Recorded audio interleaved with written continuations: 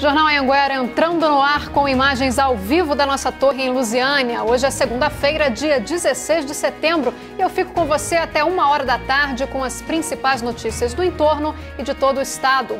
Parentes de detentos que foram transferidos para o presídio de Planaltina fazem manifestação em frente à unidade. Eles reclamam da falta de visita íntima e de audiência com os advogados. É alto o número de assaltos a postos de gasolina aqui na região. Já são mais de 50 casos só este ano.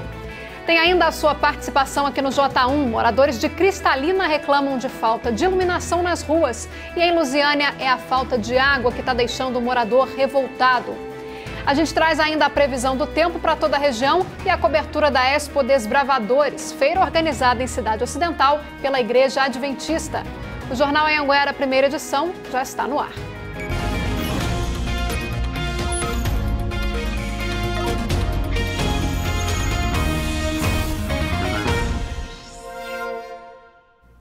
Olá, muito boa tarde.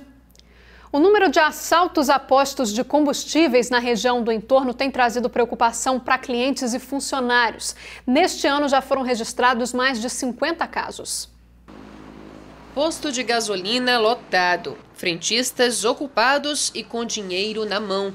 Um cenário perfeito para criminosos que costumam anunciar o assalto no momento em que ninguém está atento. Jeremias abastece o carro quase todos os dias e tem medo de ser alvo de bandidos. Em questão assim de receio, nós sempre tivemos, né? Porque hoje em dia está muito perigoso, principalmente aqui na região do entorno, né? A gente não tem segurança para sair, né? Primeiro, antes de eu chegar no posto, eu olho por lado, ver se tem algum movimento estranho. Aí eu chego para abastecer. Esse medo tem um motivo, é que é alto o índice de assaltos em postos de gasolina do entorno do DF. Segundo a Secretaria de Segurança Pública de Goiás, em todo o ano passado foram registrados 58 casos nas 9 cidades com o maior número de habitantes, o que dá uma média de 5 assaltos por mês. Neste ano, apenas até agosto, já foram 53 casos. Caso a média de 2018 se repita, chegaremos a quase 80 assaltos até dezembro. Um dos roubos mais recentes foi em Lusiânia, na semana passada. As imagens mostram quando um dos suspeitos chega armado e rende o frentista. Depois, ele aborda o motorista que estava abastecendo e leva o celular da vítima. Enquanto isso, o outro homem pega o dinheiro do caixa com uma das funcionárias e os dois vão embora. O delegado de Valparaíso explica o que costuma atrair os bandidos aos postos. A facilidade, o dinheiro faz, porque tanto o frentista ele sempre está ali com um troco à mão e o cliente também ele leva muitas vezes dinheiro vivo para pagar o abastecimento. A proximidade, no nosso caso aqui em Valparaíso, vários deles aqui nós temos tanto uma BR como saídas de avenidas de trânsito rápido, que facilita tanto a entrada quanto a saída logo após o furto ou roubo. Enquanto os números não diminuem, é preciso seguir o que alguns motoristas já fazem. A gente tem que ficar atento e qualquer movimento estranho a gente pega o beco, né? Vai embora, né? Vai embora. Parentes dos detentos que foram transferidos para o presídio de Planaltina de Goiás fazem manifestação em frente à unidade. Quem tem as informações é a repórter Renata Gorga, que já está aqui comigo. Renata, boa tarde para você. Já se sabe o motivo dessa manifestação? Sabe sim, Thalia. Boa tarde a você e a todos que acompanham o Jornal Anhanguera, primeira edição. Olha, são cerca de 50 parentes desses presidiários que estão na frente do presídio de Planaltina de Goiás. Eles pedem duas coisas: a volta da audiência de custódia e também da visita íntima. Por causa dessas duas coisas que estariam sem acontecer, de acordo com os parentes, os presidiários revoltados teriam feito um motim na última sexta-feira. Eles teriam arrancado vários pedaços de concreto das estruturas das celas, de 4 celas ao todo, e jogado na unidade prisional. A guarda de muralha e intervenção foi acionada para conter esse motim e conseguiu aí regularizar tudo em cerca de 30 minutos. Um boletim de ocorrência foi registrado e agora a polícia vai identificar quem foram os presidiários que então começaram todo esse tumulto. A gente também procurou a DGAP, que é a Diretoria Geral de Administração Penitenciária, e o órgão informou o seguinte, que nada disso procede, nenhuma dessas denúncias, apesar de a gente ver aí nas fotos toda a estrutura danificada e também apesar do boletim de ocorrência registrado. Thalia, eu volto com você no estúdio. Tá certo, Renata. Obrigada pelas suas informações. Bom trabalho para você. E em Cristalina, a polícia prendeu um suspeito de homicídio. Segundo a polícia, o homem de 53 anos, que não teve o nome divulgado, já era condenado por homicídio em Brasília de Minas, no estado de Minas Gerais. O crime ocorreu no ano 2000 e o homem estava respondendo em liberdade. A justiça pediu a prisão dele depois da condenação e ele teria fugido então para Cristalina. O homem foi levado para o presídio de Lusiânia e está à disposição da justiça. E olha que agonia, uma criança de 10 anos ficou com o braço preso dentro de um tubo de ferro, isso foi lá em Rio Verde. Olha só, o braço ficou preso no tubo da cama. Segundo os bombeiros, a menina estava tentando tirar uma boneca que caiu dentro desse tubo. Os bombeiros tiveram que usar ali um alicate especial. O braço foi solto, a menina ficou sem nenhum machucado, mas é claro que fica aí o alerta, né? Chama o papai e a mamãe para ajudar aí a criançada, né? E veja a seguir a reclamação de moradores de Cristalina por causa da falta de iluminação nas ruas. Hoje é dia do quadro Vamos Ajudar e eu te mostro a história da Maria Auxiliadora. Ela e o marido estão desempregados há 3 anos e precisam da sua ajuda para alimentar os filhos. Ainda nessa edição tem a previsão do tempo e você pode participar do Jornal Anhanguera primeira edição enviando seus vídeos, sugestões de reportagens e fotos para o nosso WhatsApp 984424000. Nós voltamos logo depois dos comerciais.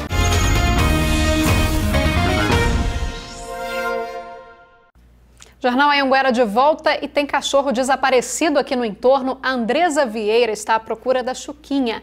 Ela desapareceu na etapa B em Valparaíso no último dia 6. Se você tiver aí alguma informação, é só ligar nos números 98582-1894 ou no 98466-5715.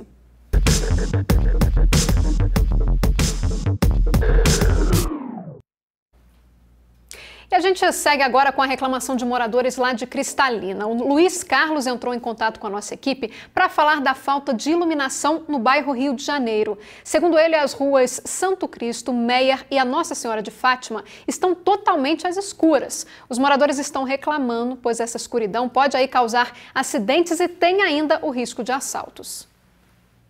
Estou aqui na porta da minha residência. Tá claro aqui, né? Mas porque coloquei os refletores para iluminação da rua aqui, ó, certo? Na rua, na minha residência aqui, em frente à minha residência. Tá claro porque coloquei os refletores. Bem próximo ao colégio, tá claro que é a rua, certo? Mas eu vou virar ao contrário para vocês verem. Olha a situação. Vocês veem a iluminação lá na frente, lá na outra rua. Foi falado que ia colocar aqui, inclusive citou o nome de um colega meu, né, que tinha feito a cobrança também. Falaram que ia colocar iluminação aqui na rua e até hoje nada. Nós entramos em contato com a assessoria de imprensa de Cristalina e eles nos passaram o telefone do secretário de obras. Nós ligamos, mas não fomos atendidos ainda. Porém, eu reforço aqui que essa resposta ela não é para a gente, né, mas sim para os moradores. Então, a gente segue acompanhando aí esse caso até que o problema, então, seja resolvido. E em Lusiânia, dá só uma olhada aí nessa situação. Foi o Ricardo Mendes quem mandou as fotos pra gente. É um bueiro que está aí há pelo menos uma semana com a tampa quebrada na travessa Amador Braz Queiroz, no centro da cidade. Os moradores estão preocupados com o risco de acidentes com carros e motos, até mesmo com pessoas que passam aí pela rua. Foi o Ricardo Mendes quem mandou as fotos pra gente. Esse bueiro aí tá há pelo menos uma semana com a tampa quebrada na travessa Amador Braz Queiroz, no centro em Lusiânia. Os moradores estão preocupados com acidentes com carros e motos, até mesmo com pessoas que passam pela rua. A prefeitura diz que vai mandar aí uma equipe até o fim da tarde de hoje para averiguar e fazer então os reparos. Caso o bueiro seja de água pluvial, a prefeitura vai iniciar as obras. Mas se for um problema no esgoto, a responsabilidade então é da Saneágua, que deve ser acionada para fazer o conserto. E está faltando água no Parque Estrela d'Alva 9, em Lusiânia. Segundo os moradores, todo fim de semana o problema se repete. A água para de cair na sexta-feira à noite e só volta a sair das torneiras na segunda. A Verônica Rodrigues mandou um vídeo pra gente. São 3h40 da tarde. Aí, ó. Vim tomar banho, ó. Cadê a água? Essa situação é constante aqui agora no Parque Estrela d'Alva 9. Tá? Eu tenho vários vídeos provando e comprovando que a gente está pagando o que não está usando. Saneago informou que o abastecimento no bairro está normalizado e orienta que os moradores que tiverem problemas no fornecimento de água liguem aí no 0800 645 0115 para que as equipes sejam enviadas ao endereço. A companhia explica ainda que instalou equipamentos para melhorar a pressão nas redes e que técnicos monitoram o sistema. Nos registros de falta de água, as equipes identificaram problemas nas instalações internas de residências e esclareceram aí os moradores. E hoje é dia de mostrar que a sua solidariedade pode sim fazer a diferença na vida de uma família, né? A nossa equipe foi até o Novo Gama, na região do Pedregal, para conversar com o seu Luiz e a dona Maria. Eles estão passando por dificuldades financeiras há 3 anos e com 6 crianças em casa. A situação fica ainda mais complicada, né? E como se não bastasse, eles perderam recentemente o filho mais velho, de 16 anos. Vamos ajudar? A dona Maria não trabalha de carteira assinada há 3 anos. O seu Luiz também. Eles fazem bicos para sustentar a família de 6 crianças, de 3 a 14 anos. A sorte é que eles não pagam aluguel. A luz foi cortada por falta de pagamento. Só vai ser religada quando a dívida de cerca de R$300 for paga. Água ainda tem, mas a conta está em atraso. Estamos desempregados, né? E tá muito difícil, a gente não consegue emprego, eu tô tentando, mas não consigo. E meu marido, quando consegue, é muito difícil. Então, assim, tá bem difícil pra gente viver. A Maria ainda conta sobre a dificuldade em conseguir um emprego por causa do lugar em que mora, no Pedregal. Eles falam assim, não, porque mora muito longe, a passagem é muito cara. Mas, assim, quando a pessoa quer trabalhar igual eu e meu marido quer, eu acho que não tem distância. A distância quem faz é a gente. Quando a pessoa quer realmente trabalhar, a gente vai de boa vontade. No caso, como eu preciso, com certeza que se eu conseguir, eu quero muito conseguir, aí assim eu estarei à disposição no horário que seja. Nordestinos, eles lembram de uma época boa quando trabalhavam, mas com desemprego tudo desandou. E para piorar a situação da família, o casal perdeu um filho de 16 anos há 9 dias, assassinado perto de casa. A saudade está estampada na camisa do seu Luiz. O seu Luiz estava me contando que, além de ter que enfrentar a dor de perder um filho repentinamente, no dia em que o jovem morreu, eles não tinham dinheiro para poder fazer nem o velório, muito menos o enterro do menino. Então, os moradores se reuniram, conseguiram arrecadar o dinheiro para poder pagar os custos do velório e também a primeira mensalidade do jazigo, que é no valor de R$175. Agora, a preocupação da família é como que eles vão fazer para pagar as outras 19 mensalidades. É que esse dinheiro aqui, esse valor, R$175, não entra nessa casa todo mês. Quando eu pegava um biquinho, ele ia, trabalhava mais eu. Aí me ajudava também, né? Agora eu estou vendo o que é que eu posso fazer, né? Desempregado aí. Quem puder me arrumar um emprego aí, pelo amor de Deus, pode me arrumar que eu vou na hora. A família tem sobrevivido de doações. Esse pouco de comida no armário deve durar uns 3 dias. Na geladeira praticamente só tem água. Tem dia que não tem nada na casa para comer. Triste, né? Ver meu pai e minha mãe desempregados. E para vocês, né? Às vezes quer fazer um lanche, alguma coisa não tem como fazer. Como é que você enfrenta isso? Você chega a pedir alguma coisa? Uhum. Tem vezes que o meu padrinho vem aqui dar cesta para ele. Vai levando aí. Se você puder e quiser ajudar aí a família do seu Luiz e da dona Maria, é só entrar em contato aqui com a nossa redação pelo telefone 3622-1600. E o Lago Corumbá, em Caldas Novas, é um dos destinos mais procurados pelos moradores e turistas. O problema é que lá tem acontecido vários afogamentos. O último foi no fim de semana e uma pessoa morreu afogada. O Anderson Moraes da Silva de Oliveira estava acompanhado de amigos e do irmão. Eles ainda tentaram salvar o jovem. Mais 4 caras dentro d'água, né? Mas não conseguiu resgatar ele, né? E quase que o irmão dele foi também. O Anderson era solteiro e natural de Piracanjuba. Há pouco mais de um ano foi morar em Corumbaíba e havia se mudado para Caldas Novas para trabalhar. Só esse ano já foram 4 afogamentos nessa parte do lago, que fica no setor Lago Sul. 3 das vítimas acabaram morrendo. É muito comum um afogamento em sequência, quando a pessoa tenta fazer o processo de salvamento e não tem conhecimento para tanto, não é treinado, não é capacitado, né? O que deve fazer é jogar um objeto flutuante para a pessoa se agarrar a ele, né? e procurar retirá-lo já da superfície, né? Não procurar buscar o corpo lá no fundo não, que geralmente costuma acontecer um segundo afogamento. O Jornal Anhanguera vai para um rápido intervalo e no próximo bloco você vai ver as vagas de emprego aqui na região do entorno. E será que esse tempo seco vai nos dar aí uma trégua? A Nayara Santos vai trazer todos os detalhes ao vivo aqui no estúdio da nossa previsão do tempo. E ainda nessa edição tem uma receita de torta de abacaxi. Não saia daí que nós voltamos logo depois dos comerciais.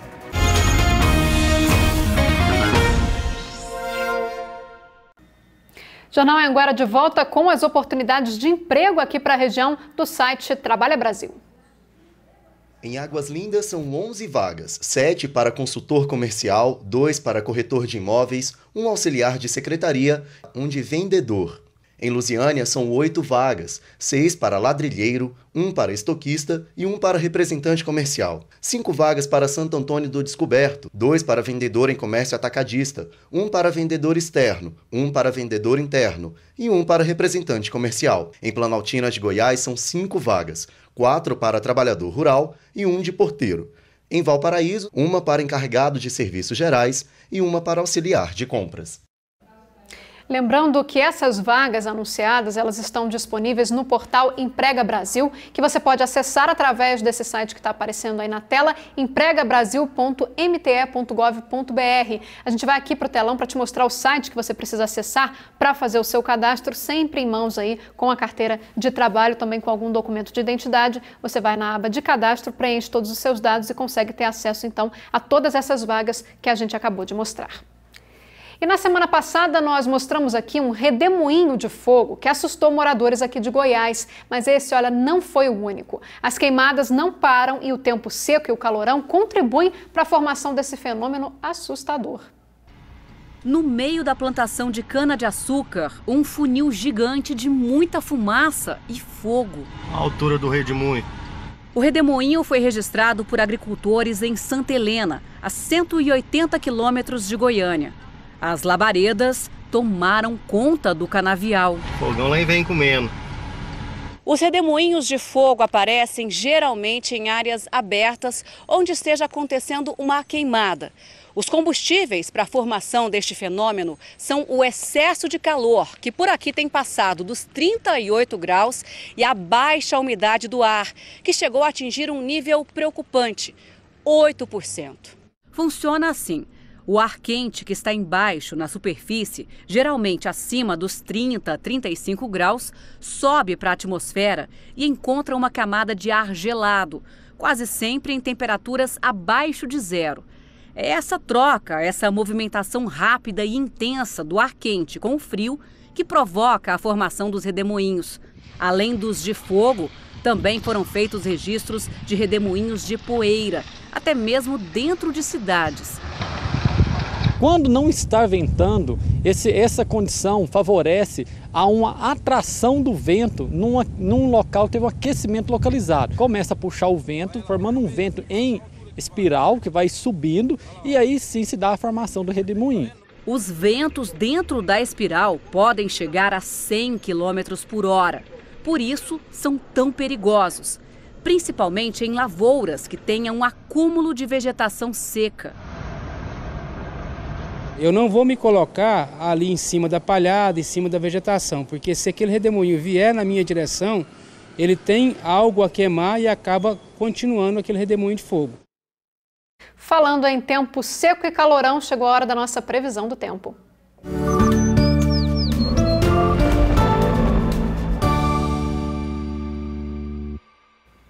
Nayara Santos aqui comigo. Nayara, a gente viu que calor tem de sobra até para redemoinho de fogo, né? Boa tarde para você. Boa tarde, Thalia. Boa tarde para quem está em casa. Você viu que horror, Thalia? Fiquei impressionada. É o calor realmente pegando aqui em Goiás, né? É, gente, olha, tem notícia boa não, viu? Infelizmente, o calor e a secura permanecem nessa semana. Sem muitas novidades, as temperaturas aqui em Lusiânia podem chegar hoje até a 36 graus. A umidade relativa do ar continua no nível preocupante, até a 80%. Mas durante a semana deve cair, amanhã mesmo não deve passar dos 56%.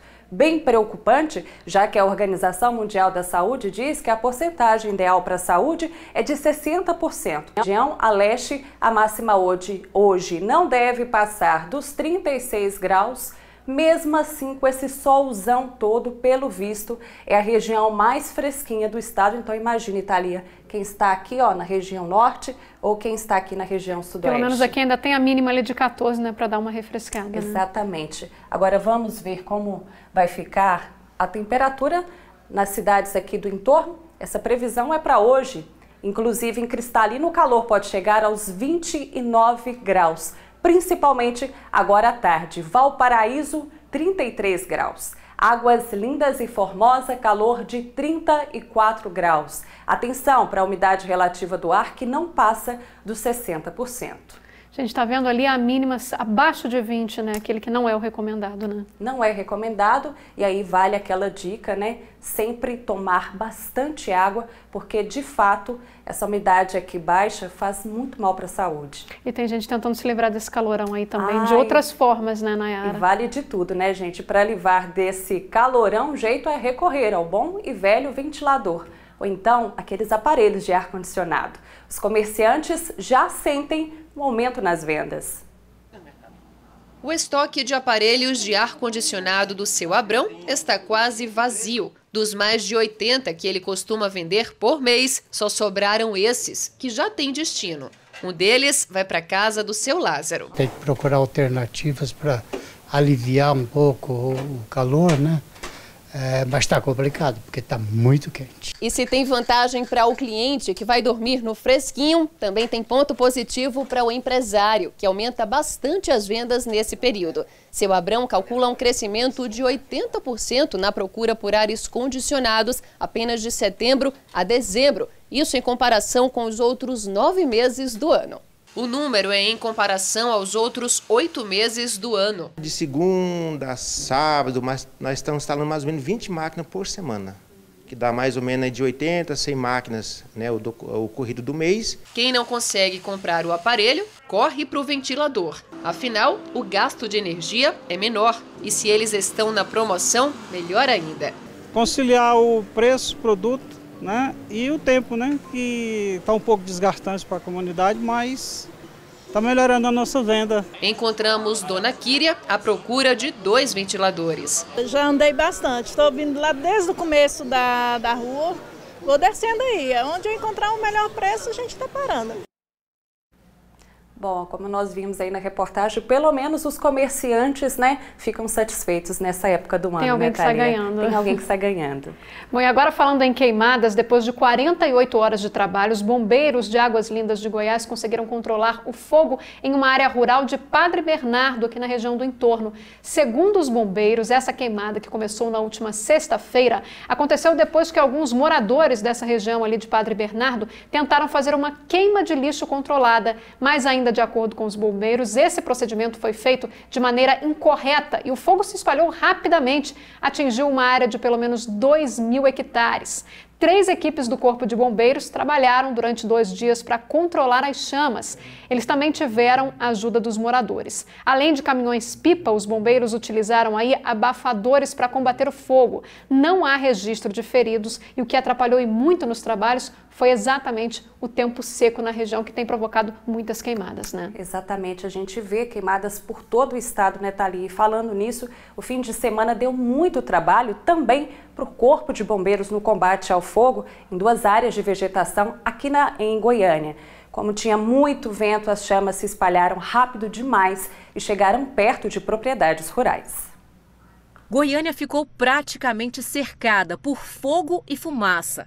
A área atingida pelo incêndio no Parque Estadual João Leite, em volta do reservatório de água, chegava a 700 hectares, o equivalente a 980 campos de futebol do tamanho do Maracanã. No sábado à noite, o fogo já se aproximava de chácaras vizinhas à área de preservação. Meu Deus, o que vai ser da gente? Olha as lavaredas. Estou pensando nas vacas. Olha quanta vaca que tem no pasto. O que vai ser? No domingo, o chacareiro procurava um lugar seguro para os animais. As vacas seguiam assustadas em meio ao fogo, numa área perto da BR-153. Queimou tudo, não ficou nada para eles comer lá. E tá assustado o animal, né? Assustado, tudo assustado aí. Ainda tem mais trem no mato aí, se brincar morreu queimado. Como o vento faz com que as chamas se espalhem com muita facilidade, já são vários pontos de focos de incêndio, de queimadas. E neste aqui chama a atenção essa imagem. São 2 homens, 2 chacareiros com bombas costais tentando desde sábado combater esse incêndio para evitar que as chamas pulem para o lado de lá, onde está o pasto. Já tinha que ter um caminhão-pipa, né? Há muito tempo. E nada, nem bombeiro, nem ninguém, só vocês. Encontramos as equipes em outro ponto do parque, perto da GO 080, na saída para Nerópolis. Seguimos com eles até este ponto de apoio, uma fazenda às margens da rodovia estadual. Segundo os bombeiros, o combate ao incêndio não foi interrompido nem durante a madrugada. Mas agora, no fim da manhã de domingo, este ônibus trouxe reforço. Os bombeiros estão reunidos neste momento aqui, dividindo as equipes para entrar na mata e ajudar 5 equipes que fazem o combate ao incêndio neste momento. Os bombeiros entraram na mata aos fundos, onde já tinha outra equipe. Mas o vento mudou de repente. Por uma questão de segurança, a gente não consegue acompanhar mais de perto o trabalho dos bombeiros que já estão lá na mata, no morro. Do lado de cá, havia a sensação de que estávamos em segurança, mas como o vento virou, veja só a distância, que já apareceu um outro foco de incêndio. Os bombeiros correram para lá agora. Eles usam abafadores, sopradores de ar e mangueiras. Mas a baixa umidade do ar não ajuda e o vento faz o fogo avançar muito rápido. O vento estava soprando a nosso favor, ou seja, soprando para a parte que já foi queimada. De repente o vento mudou e aí fagulhas voaram e caíram no pasto e então os focos vão se multiplicando. Em menos de 20 minutos ficamos praticamente cercados. E o fogo chegou à rodovia estadual, que teve que ser fechada por alguns minutos. Bombeiros usaram um caminhão de combate a incêndio. Ainda assim, o fogo atingiu outra margem da GO 080. Chegou a uma área de reserva particular e não parava de avançar. Segundo os bombeiros, existe uma forte suspeita de que o incêndio que saiu de controle tenha começado de forma criminosa. Dificilmente o incêndio é natural. Ele, por via de regra, é feito por pessoas. E a gente lembra, isso é crime, isso dá cadeia. O seu Valdes nos conta que este é o 10º incêndio que ele enfrenta. Todo ano pega fogo e o fogo vem da BR, vem do Parque Ecológico e atinge nossas casas aqui. Para quem vem procurar exatamente uma questão de melhor moradia, tranquilo, sossego, mata, mais perto da natureza, que natureza nós temos aí? Complicado, né, Thalia? Mas vamos mudar de assunto e mostrar imagens, desta vez, bonitas. Falar de coisa boa, Vamos né? falar de coisa boa. Então, hoje nós vamos começar com a foto, gente, da Joelma Brito. Ela é daqui de Lusiânia, estava curtindo o fim de semana com a família e registrou aí esse lindo IP. Agora, vou mostrar mais uma imagem de IP. Agora é o Carlos Alberto de Cristalina. E o IP desta vez é amarelo. Tá chegando muita foto de IP aqui pra gente, né? Muitas fotos. Tem que aproveitar aí porque a florada tá quase no fim, né? Uhum. Agora, gente, nós vamos para uma outra sessão. Eu chamo agora a sessão Pôr do Sol. Essa imagem é da Tamires Aquino. Ela fez esse registro ontem à tarde lá do Lago Corumbá. Temos mais uma outra foto de pôr do sol, desta vez de Formosa, e quem mandou essa foto pra gente foi o Odair Costa. Um abraço para todo mundo aí de Formosa. Só foto bonita aqui hoje, né? Lindas. Tá certo, Nayara. Obrigada pela sua participação mais uma vez. Amanhã a gente volta a se falar. Tá certo. Até mais.